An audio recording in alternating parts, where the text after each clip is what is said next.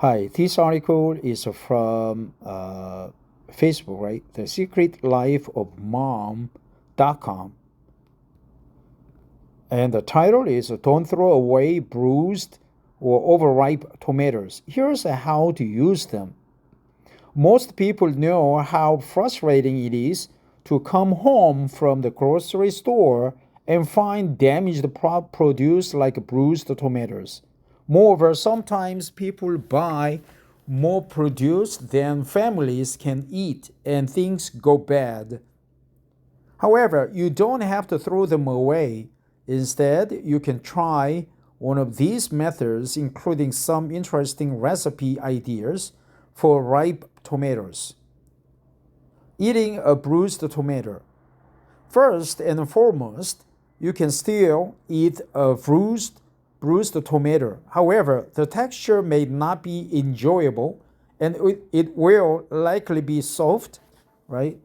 What? It will be likely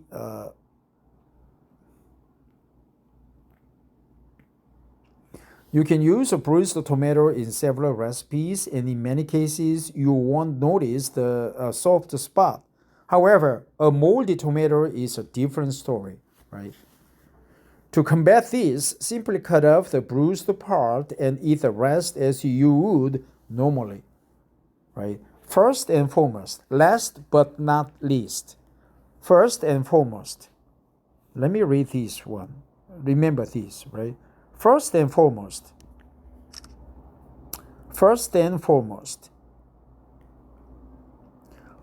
from a tomato expert. A bunch of red tomatoes on the vines, greenery in the background.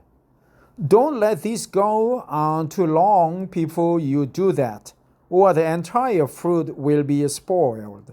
A slight bruise won't hurt as you cook and prepare them, but a super soft and moldy section is just no good, explains Scott Dagley, a founder of Tomato Mania.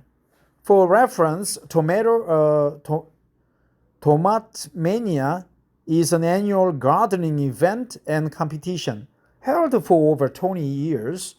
The event has become widely popular and has given Dagley a vast amount of knowledge. Try composting. Although a moldy tomato should not be consumed, you can compose it. Alternatively, you can discard the moldy tomato. Either way, the most important thing is to handle a moldy or bruised tomato as soon as possible to prevent damage from or spoilage in other tomatoes. And the rest of your produce. Okay, separate them, right? We need to handle a moldy or bruised tomato as soon as possible to prevent damage from or a spoilage in other tomatoes and the rest of your produce. Furthermore, Dagley explains to Eating Well that the common belief of tomatoes lasting longer on the vine may not be entirely true. Rather, it protects the tomato from moisture or bacteria, but it doesn't slow the ripening process. Regardless, sometimes we get overly enthusiastic on our grocery run or trip to the farmer's market and come home with more produce than we can eat before it is overripe or spoiled. Overripe or bruised tomato. Luckily, like a bruised tomato, you can still use an overripe tomato to make delicious meals, and no one will know the difference. For example, slow roasted tomatoes are incredibly easy and delicious. Simply cover them with olive oil and your favorite blend of herbs and roast them at 300 degrees Fahrenheit. You will only need about 2.5 hours for cherry tomatoes, while plum tomatoes take about 5 hours. Larger tomatoes like heirlooms should be cut into slices to make them easier to eat and roast properly, right? Heirlooms.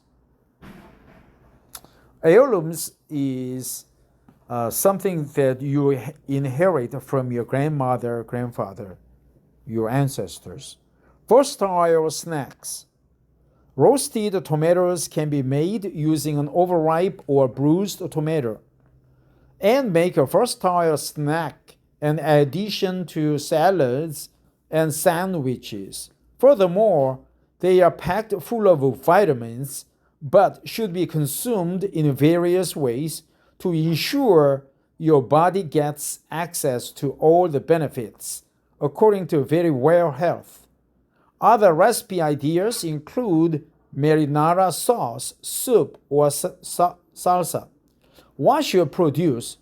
Although you can still use an overripe, moldy, or bruised tomato for various things, making the right choices from buying or storing them will make a difference in preventing your family from getting foodborne illness. Firstly, always wash your produce before consuming to wash away any bacteria that may have gotten in during the transport process. Buying and storing tomatoes. Furthermore, you should buy them when they are firm but not hard.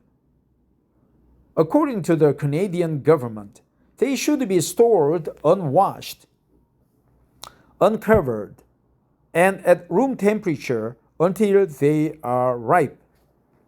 Okay, unwashed, right? Unwashed, uncovered. However, they should be kept out of direct sunlight and stored in the refrigerator after they are ripened.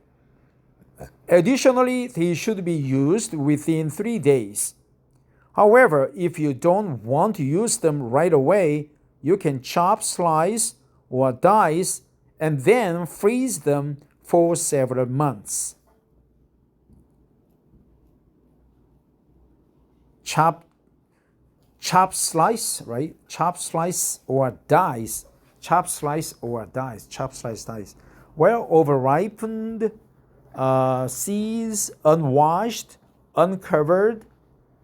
First and foremost, right? First and foremost. Well, there's no special expressions in this article, but bruised tomatoes are okay to be eaten, but overripened tomatoes are a different story. We got to be careful, right? Maybe if we make a stew out of the overripened tomatoes, is okay. Also, if you slice, dice, chop them, and throw them in the gardens, it will the new sprouts will spring forward, right? Because the seeds will germinate, and the new sprouts would come out. So don't just throw them away. Just throw them, chop, dice, and slice them nicely, and throw them in the backyard so that you will have next batch of tomatoes. The tomatoes like heirlooms, cherry tomatoes, plum tomatoes. Cherry tomatoes must be very small. Plum tomatoes are a little bit larger, and the heirlooms, the biggest tomatoes. Thanks for listening and have a wonderful tomatoes. Bye-bye.